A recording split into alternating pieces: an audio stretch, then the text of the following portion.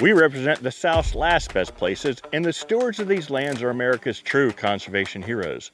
Whether it's our famed quail plantations and high-quality recreational lands, islands and coastal properties, unique ranches and farms, or even our trademark social storm properties, what the places we represent all have in common is they have high intrinsic value. For over 30 years we have developed this niche, becoming its ambassadors and building it in what it is today. So many landowners now trust us to show their land's highest value, rely on our buyer Rolodex, and benefit from our concierge marketing that we close an average of $500,000 a day, 7 days a week. Today, our lands are consistently in the national spotlight and universally recognized by investors worldwide. In order to share this lifestyle with even more people, we went beyond the role of a broker to produce this short film series. We share the landowner's experience, take a peek at what the next chapter may hold, or even look back generations to discover the secrets that led us here today. These are our lands, lifestyle, and legacy. We are John Kohler and Associates. Join us as we give tribute to the land and the heroes that steward over these last great places.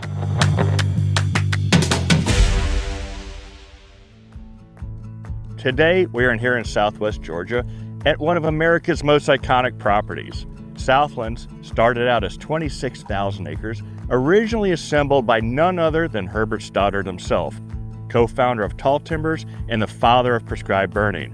Houghton Metcalf, a wealthy industrialist from Rhode Island, purchased the rights from Stoddard in 1937, built the lodge on the 200-foot bluff over what is now Lake Seminole, and turned it into a sportsman's paradise. Its stories became legendary. It was then acquired by International Paper to be used as a teaching forest, where it was world-renowned as the Southlands Experiment Forest and the flagship property of their 12 million acre empire. One of the reasons it was founded here is because of the vast diversity of timber types. Few, if any, places have the ecological diversity of this one. In fact, there's even a book making the case that this area was the original Garden of Eden. Then, in one of the most fantastic land acquisition stories ever told, something so remarkable that if Walter and I weren't involved, I wouldn't be able to describe it. In 2010, Jim Dahl, a philanthropist and multi-plantation landowner, in order to entice IP to sell the then 5,600 acre Southlands to him, in order to raise the bar high enough, he made an offer to buy 160,000 acres at one purchase, which he did. After all the dust settled, after we resold most of the balance, which in itself was $142 million and the largest timberland sale in the South for nearly a decade, Jim and partner now own the gem and were owners of one of America's most iconic properties. Modern wildlife techniques were implemented on a huge scale. A 20-acre private lake and a 30-acre flooded duck pond were built, improvements added and recapitalized. They even built a high fence along the north and south boundaries. As a result, numerous Boone and Crockett record book bucks are on the property, including one that was harvested that recently scored 187. The current chairman of the Board of Tall Timbers personally hunts here, and he will tell us he commonly moves 8 to 12 coveys in an afternoon and has moved as many as 25. The wild turkey population is exceptional. In fact, Justice Scalia completed the Georgia leg of his Grand Slam here. Today, the wildlife populations are the epitome of what a highly managed recreational property should be, and Herbert Stoddard would be proud. Time goes on. Jim was discussing the possibility of selling it with those in his inner circle. The current landowner heard a whisper and quickly stepped in and paid what her valuation said it was worth, and again sold before it was even placed on the market. Today is the first time since 1937, 87 years since Stoddard himself brokered it, that this is going to be formally offered for sale. Join us as we take a behind-the-scenes look at the land, legacy, and lifestyle of one of America's most outstanding recreational properties. It's with great pleasure I welcome you to Southlands.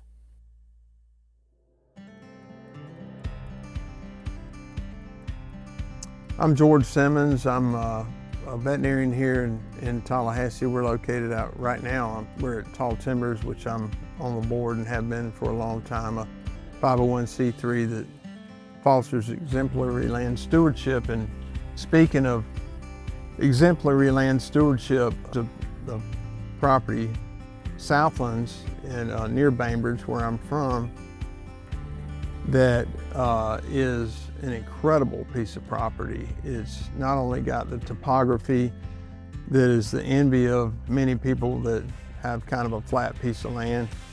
It's got, rolling hills, beautiful pine vistas, a view of the Flint River, where it starts widening to become Lake Seminole.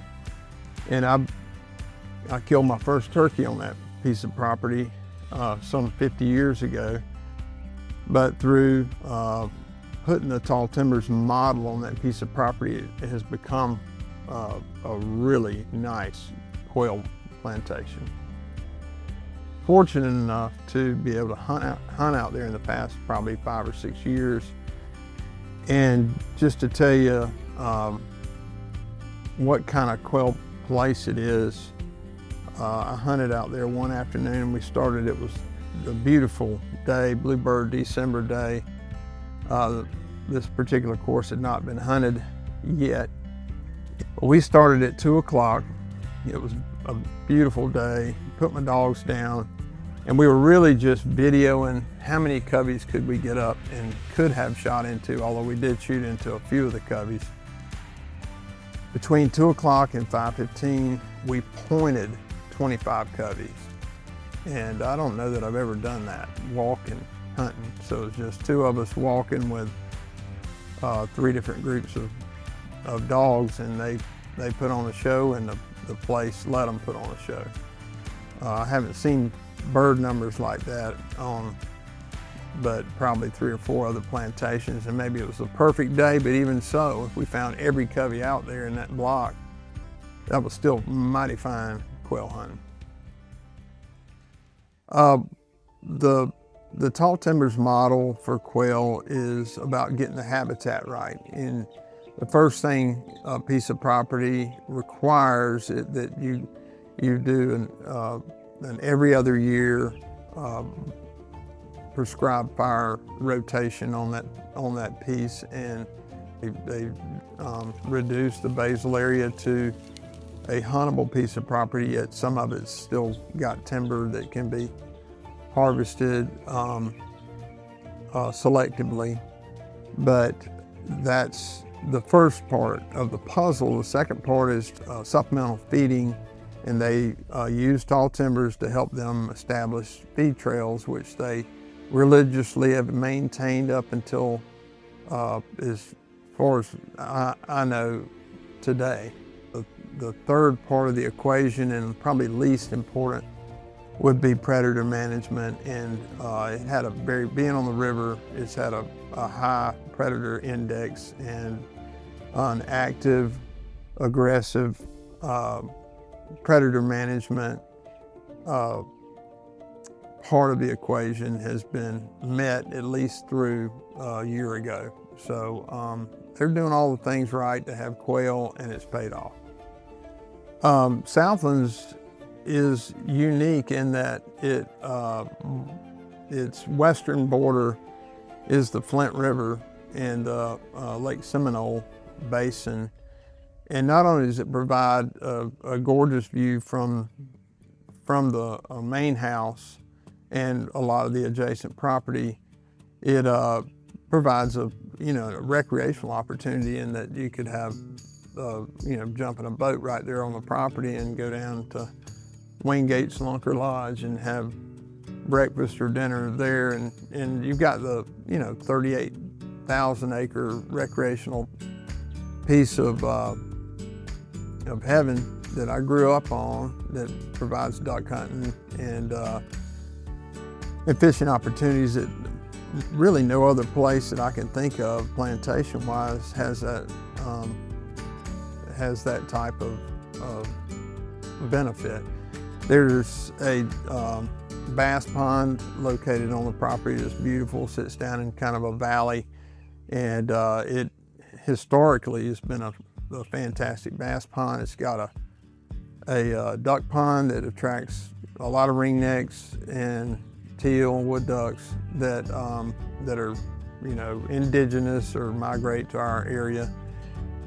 I've seen that duck pond completely covered up with the ducks that we get, and it being situated next to Lake Seminole, they use it very frequently when there gets to be some pressure on ducks on the lake. They move into these ponds that are cultivated to hold ducks, and they'll eat it out. It's so many ducks if you don't shoot them. And in addition to quail, the deer population has been unmolested for at least 5 or 6 years, and they have grown some really impressive deer out there, including a 170 class buck that was taken a year or two ago. You can't go out there in the spring on a morning and not hear 5 to 10 gobblers going at it. And it's a really fantastic turkey piece of property. In fact, like I said before, it's where I killed my first turkey. And so between the ducks, the deer, the turkeys, and most importantly, the quail, I think it's a really nice piece of property that will be a piece that's the envy of everybody in this area.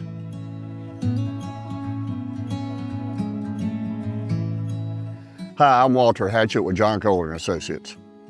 Probably the first time I saw Southlands was back in the early 2000s.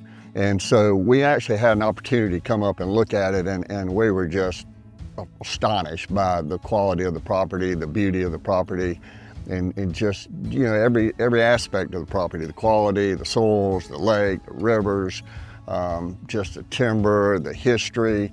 It was just an incredible property. The deer habitat here is unbelievable now. You know, I live close by, so I understand what's around here. I see it in my backyard, you know, all the time. I market properties in Worth County, which is, as far as I'm concerned, you know, probably the top county. It is the top county in the state of Georgia. As far as I'm concerned, probably one of the top counties in the, you know, in the whole Southeast. And then I've managed, we had properties up there that I had unlimited budget as far as the deer management, and this property, hands down, will match anything that I've been around, you know, anywhere. You show me anywhere when you see the videos and the deer that are produced here. I reckon it's just the totality of everything here, from the soils to the, you know, all the burning that's done here, the browsing, you know, the wildlife food plots that we established years ago with chicory and, you know, buck forage oaks and the clovers, and I planted alfalfas here back in the day, and it's really just an overall management plan, but it's having 5,700 acres that's contiguous. Then, you know, you've got a few places high fence that you know, kind of control a few neighbors, but really you don't have bad neighbors here. You've got great neighbors. It's big neighbors. It's other plantations. It's other, you know, big landowners. So you really don't have anything negative to affect this deer herd. And there's just some exceptional deer here, you know, as when Mr. Dahl and us had it, you know, it was, you know, strictly managed as far as age structure, and it shows. It's just the age structure here is, you know, a lot of 4.5, a lot of 5.5, 6.5-year-old deer, and that's really what it takes to get exceptional deer anywhere. Some other deer that have been here, you know, one of the biggest deer I've probably ever saw in my life in South Georgia was right over there, about 300 yards on a tractor. He jumped up. I mean, he looks like he was a basic mainframe 8-point, but a giant that had kickers. We never killed him. I don't know what happened to him. He probably died of old age, but he was an absolute giant. But some of the deer I'm getting now are just crazy. I've recently, you know, started flying a thermal drone, and so you can fly around and you'll see some of the drone footage I've got of these deer. They're just, you know, bachelor groups of bucks this time of year, just browsing. They're browsing through these open pine woods, and I mean, just some outstanding deer, just outstanding. People that know me know, you know, I love all types of hunting, but one of my passions certainly is turkey hunting, and you know, this property certainly has all the qualities for a great turkey population. You know, hardwood bottoms, beautiful hardwood bottoms.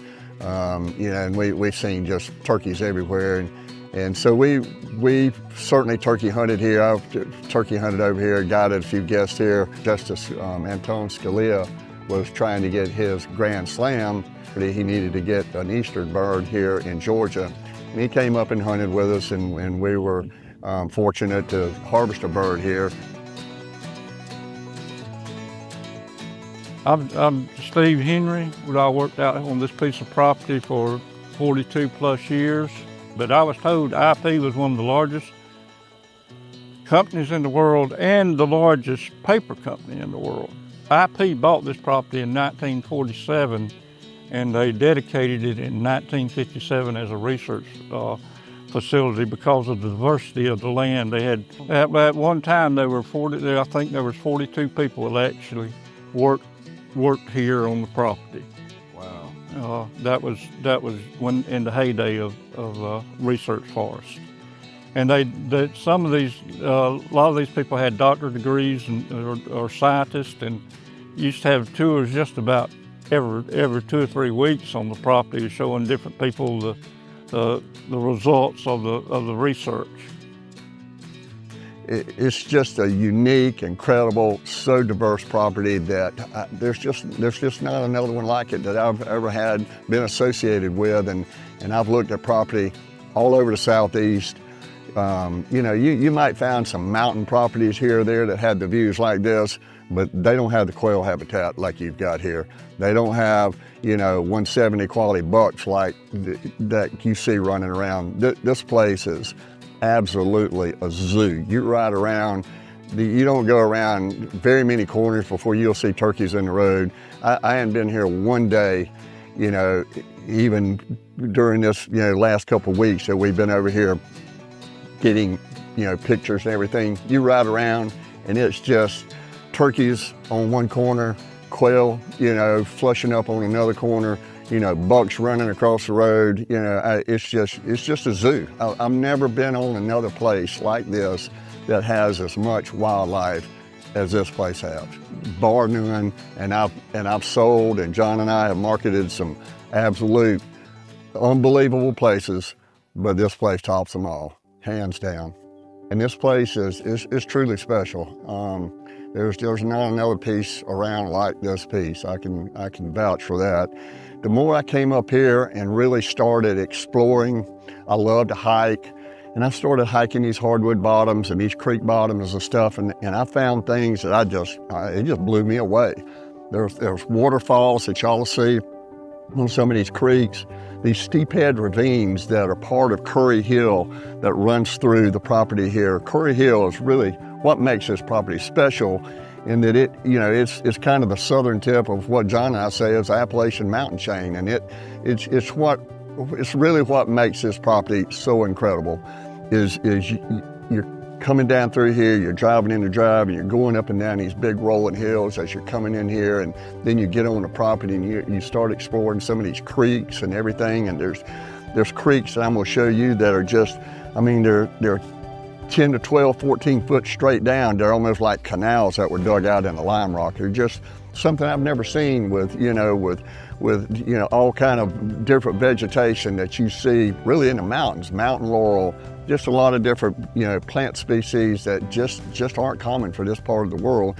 But these steep head ravines, all this water is spring water that flows in and out of these steep head ravines. I would say anytime you've got access to water, water is, it's gold, no matter where you're at, out west, here, so when you've got access to water and your land is either boarding water or has water, there's just no comparison. Well, you've got Lake Seminole here that you could, certainly, have your family enjoy, go boating on, any water sports you'd like. The beauty of us sitting right here, as we were having dinner last night here, just the view of the lake from the lodge here and all, the sunset is just, there's very few properties that offer, these type of views that you'll see here, and particularly with the views over Lake Seminole and the Flint River here. It's exceptional. Lake Seminole is the confluence of the Chattahoochee that runs out of really all the way out of Atlanta, and really the Flint River that really starts really just south of Atlanta, really right, just south of the airport in Atlanta. And so and then you've got Big Spring Creek, what they call Spring Creek, that starts up in South Georgia. And the confluence of all three of these, two of these rivers and Big Creek is what forms Lake Seminole, which is 38,000 acres. And it's, one of the probably top 3 or 4 bass lakes in the United States, particularly in the Southeast. In the state of Georgia, they regularly hold, big bass tournaments here. But what you do have, basically that adjoins the property line here at the end of Facefield Landing Road here is a beautiful Army Corps Engineers Park. Everything you need to put in right here on Lake Seminole and on the Flint River.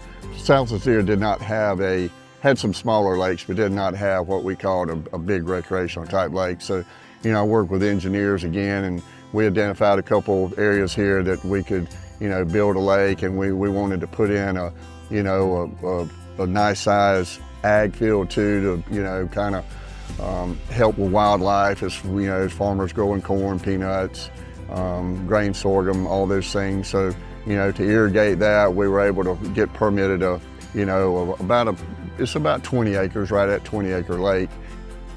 We put a lot of thought into the wildlife, or the fisheries management part of it. We got fish shelves in there. We've got a lot of structure in there that really benefits the fish habitat. And so all that was in place. And but it's probably, I want to say 35 foot deep at the deepest part, but it probably averages, I'd say 8 foot or better really throughout. But it's a very deep, well-watered lake.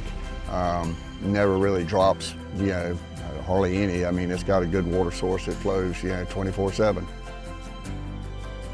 We love planting trees. We planted magnolias, live oaks, azaleas, grass. I can't tell you how many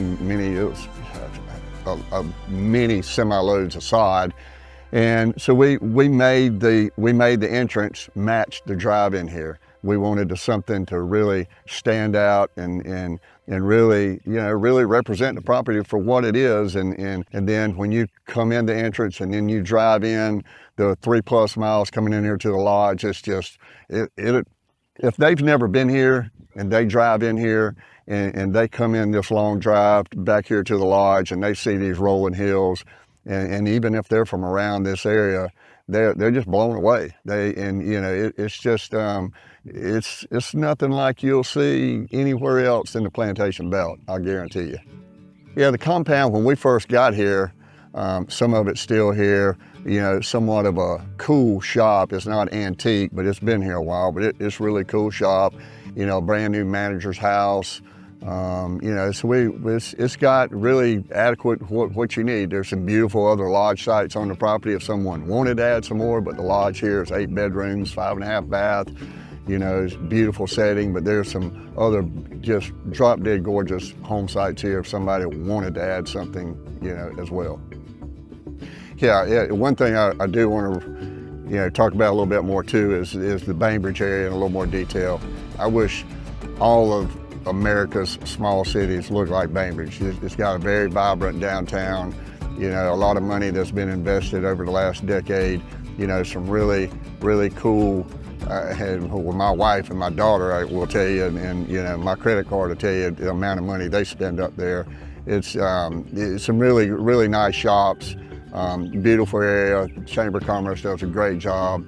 They have a river park down there on the river now, water park for the kids. It's just a beautiful downtown area. We've got some other great, plantations around here that, support, Southwind and is well known to a lot of people as far as quail hunting and some of the other plantations up here north. So it's just a great area. It's got a great airport. You can just see they planted the best of the best genetics here, 30 and 40 years ago, and you see the fruits of those labor here now.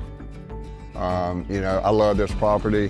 I was a steward of it for a good number of years, and just, the more time I've spent here and the more I love this area, and it's just a truly special property. And what time God has given us on earth here, you try You try to put back, you try to take care of what God's given you some responsibility of, and I'd be blessed to be able to just be any kind of part of being in advisory mode or whatever that may be. If somebody wanted to have me involved, I'd be happy to help, and it'd be a pleasure and to see this property continue to be the special property that it is, and because it's going to keep changing. The timber stands here are just exceptional, and there's very little what I call young timber here anymore, but a lot of it's just going into converting into really beautiful timber woods to quail woods on some parts of it, and it's still going to need some some management, but it's just truly a one-of-a-kind property. Probably 97% uplands, whether it be on these rolling hills or in the bottoms here. It is truly just special by having this much land in one contiguous tract that has no easements, no roads, and almost zero wetlands. Yeah, when you're looking at comparable properties, if you were looking at 5,700 acre place, you compare the apples to apples and say, how much wetlands does this property have? How much wetlands does this property have? You look at the comps, the prices on, say Plantation A has 20%, 25%. Well, you look at Southlands and says it's got, probably certainly less than 5%, probably less than 3%. And you just, do the math. I mean, it's as simple as that. You run those comps and you do the math, and Southlands is just going to blow anything else away on the market in the Southeast today.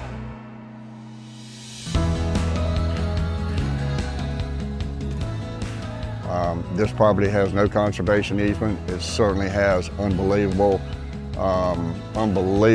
conservation qualities. You've got eagle's nest, you've got gopher tortoises, you've got some of the coolest creeks with these steephead ravines that you could ever find. So you certainly have conservation qualities here for the right person, would certainly are valuable. This is a big place. It's one of the largest of all the quail plantations.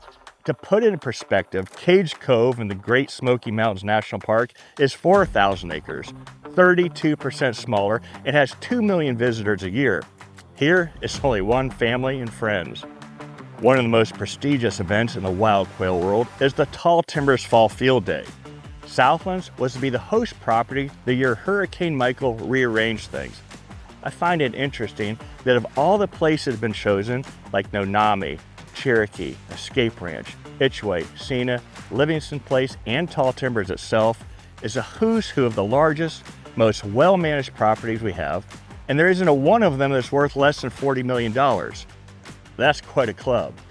One of the things that's so unique about this property is the history and the reverence you feel here, from the men who used to work here to the men who work here now. You feel the respect, the adoration, and the dedication everyone through generations has had to this very unique property. One of the perspectives I could offer somebody who isn't familiar what it's like to own one of these top iconic properties, like a Nonami, a Long Pine, a Cena, or a Southlands, it's the opportunity of a lifetime. It becomes part of you. You're forever branded with the lands and its legacy.